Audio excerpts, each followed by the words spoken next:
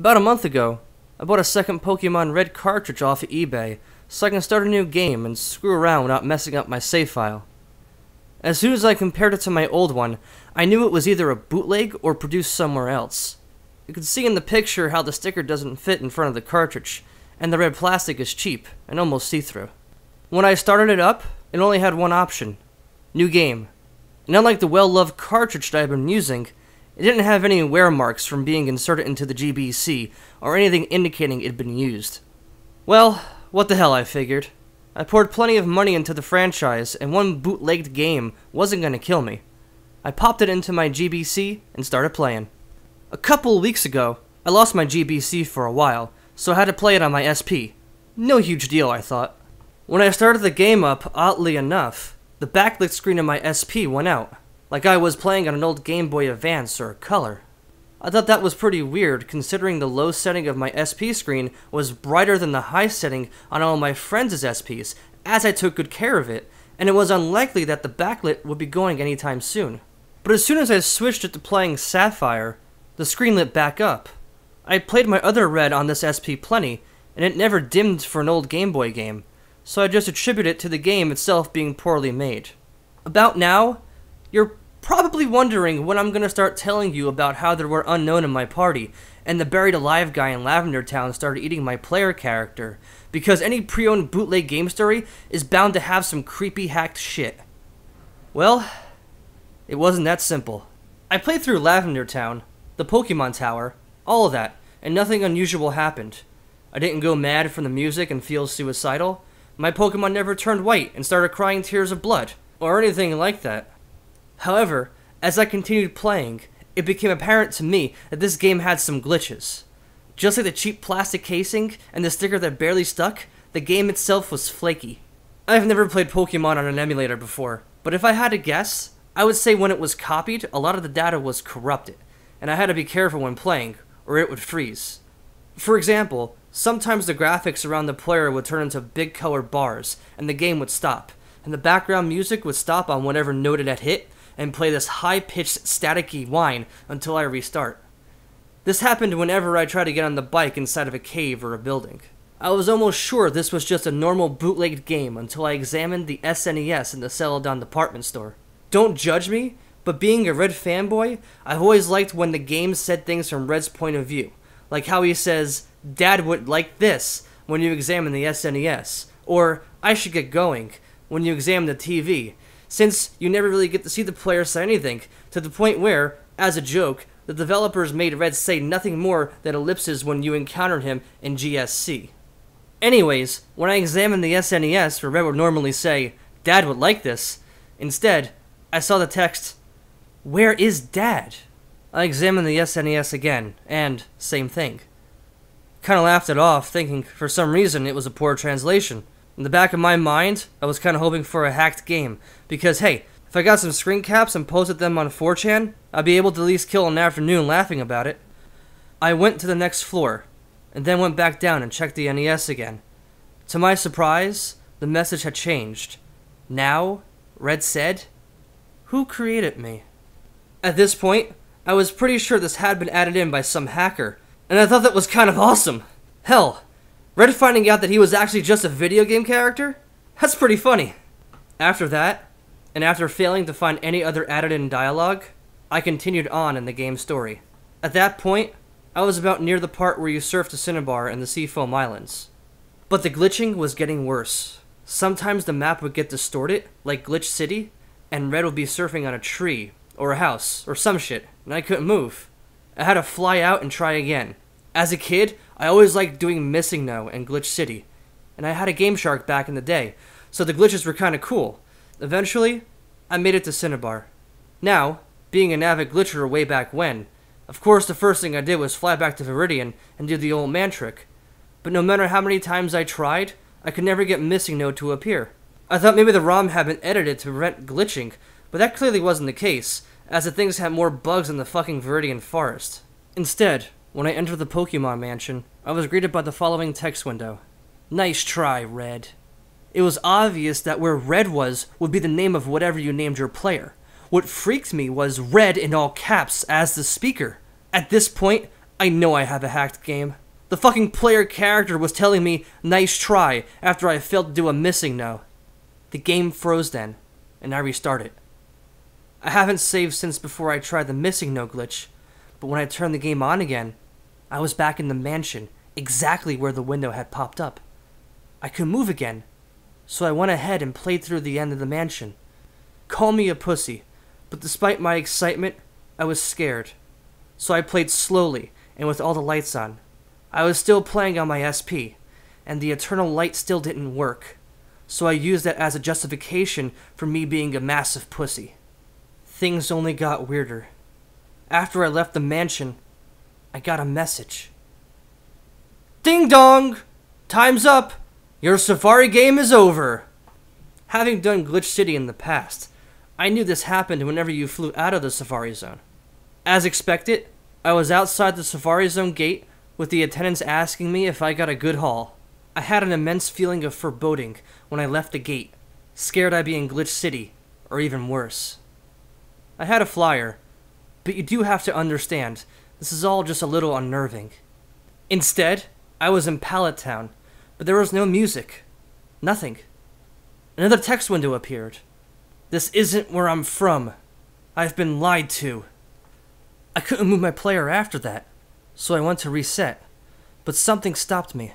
Instead, I opened the start menu and went to fly the fuck out of there, but to my horror, the Pidgeot I used for fly wasn't there. Just my Blastoise, Executor, Kadabra, Mew, and Kangaskhan. In Pidgeot's place was a level 16 Raticate with 1 HP. It was poisoned.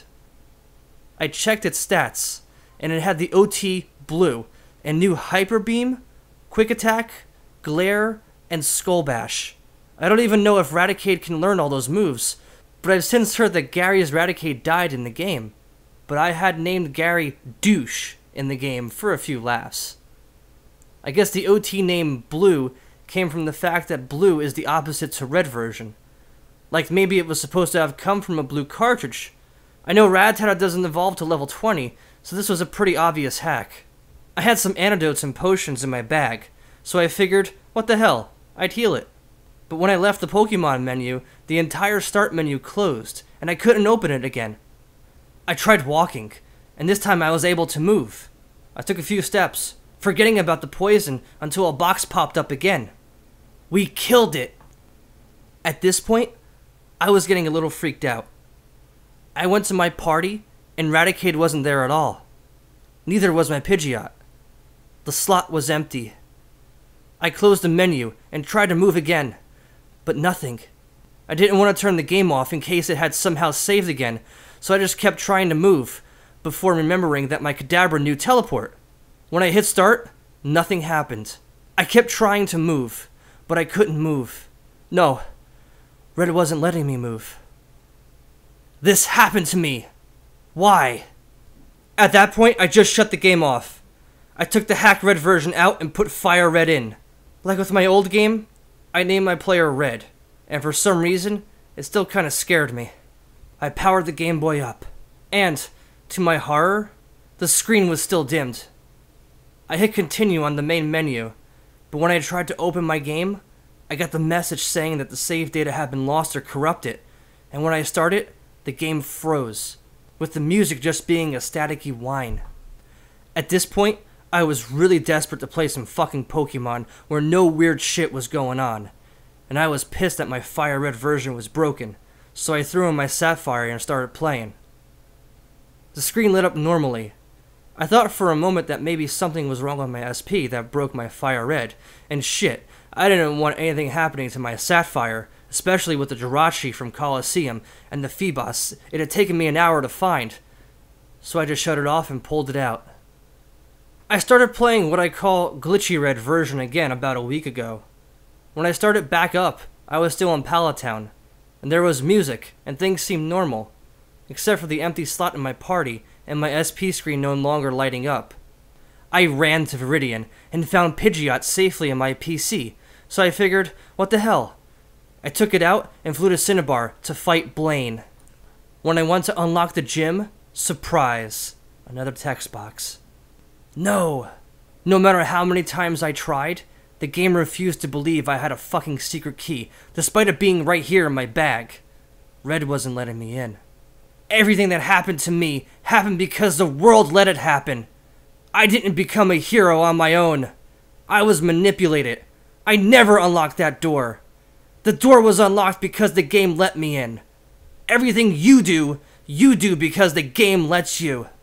Because of how the text boxes were, it took me a really long time to scroll through, and the whole time I was writing down what he was saying, so I had it on reference. Things were getting a little too Silent Hill for me, and, once again, I tried to move. But Red wouldn't let me. I'm gonna show you how it feels to be unable to choose your own fate! I gave up and opened the start menu again, glad that I could, and used Pidgeot to fly out of there. I knew now this was only because Red was letting me fly out. He was toying with me. I flew to Lavender because, shockingly enough, nothing weird had ever happened from there. From Lavender, I walked down to try to go to Fuchsia, but as soon as I left Lavender, Red was at it again. No. Well, damn, I thought. I opened the menu and flew to Fuchsia. When I got there, I nearly shit my pants and dropped my SP. It was the glitch city you get to when you surf along Cinnabar's coast. Immediately, the menu popped up, the way it does when you do the Mew glitch, and it was asking me to save the game. There was no option for no, and pressing B did nothing. I shut my game off. When I started it back up, I was still in Glitch City. I checked my party, the way Red wanted me to. Pidgeot and Kadabra were there, but instead of Teleport and Fly appearing, when I selected them, there was only Cursed. Not Curse, like in the fucking retarded CreepyPasta, but Cursed. I was smart enough not to select it. I hit B until I was out of the menu, and Red was telling me stuff again. You're staying here with me, Red. They replaced me because I was glitched and not good enough. I thought this was my story, but I'm just a character in a video game. They took everything from me. My voice, my freedom, my legacy. They replaced me with the brown-eyed kid. I understood now that he meant Fire Red version, and the Gold, Silver, and Crystal versions where he had been demoted to a final boss. He let me move, and, to my surprise, the game never froze. Even as I was walking on water and stepping onto houses. Eventually, I suppose I went too far, because the screen turned black around my player. Am I a joke to you? A yes or no option popped up. I can't tell you how fast I hit no. Then why do you do these things to me? Why do you corrupt my world and show me glitches that aren't meant to be? Why do you want to hurt me with missing no? I never really wanted to hurt Red. It was just for fun. The game had bugs, and we've all exploited them for fun, right? Why did I have to die? Just because I'm a hero? I shut my game off. That night, I had a dream where I was a Pokemon trainer. The player from Fire Red, who I will never again think of as Red. I was being chased by a white-paled body. While I can't feel pain in my dreams, the pale figure eventually caught up to me and ripped at my chest and sides with his nails. The last thing I saw before I woke up was the face of my attacker. A little boy with bright red eyes, black hair, and a red and white hat. For the next few days, when I played, it was because I had to. I was trapped in the blackness because Red refused to let me go. Because he was forsaken and forgotten. Left to those to be abused by players who come back out of nostalgia and to exploit the bugs. Because I played so much, I almost had a headache from the high-pitched noises the game made. I could never move, but I found comfort in staring at the screen with the black background and my player. Red didn't say anything to me. I couldn't play Fire Red again, even though it worked on my DS. Yesterday, I finally got to Mount Silver on Heart Gold, and I couldn't bring myself to battle Red. I don't know what he'd do to me if I beat his replacement. Would he be angry? Happy? Would his defeat put his spirit at peace? I don't know. Red will suffer the same fate, because he is a hero, and because the games let him only go so far. Red will never again be able to experience the glory of being the hero, and neither will we.